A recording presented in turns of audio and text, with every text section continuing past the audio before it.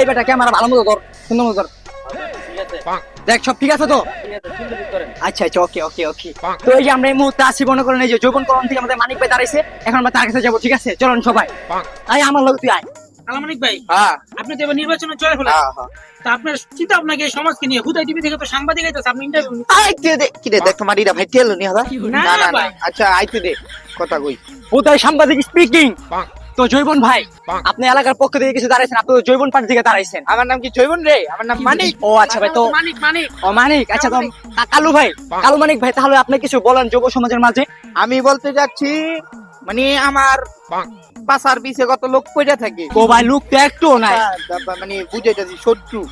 তো আমার যদি কেউ আমার সাথে ঝগড়া করতে যায় বা আমাকে তারা সরকার পদ মানে সরকার বলতে মানে নেতা পদ থেকে আচ্ছা। সরাতে চায়, তো আমি কি আমাকে সরাতে পারবে না? কারণ নারায়ণগঞ্জে যদি 3 কোটি মানুষ থাকে, আমি যদি ফোন দেই এই কালা মানিক ভাই 3টা হয়তো না, যারা মানে ঠিক কিনা নারায়ণ তাকবীর। ভাই, আপনার যে মানুষ তো খেলেছেন। আমার মানিক তো ছিল কবে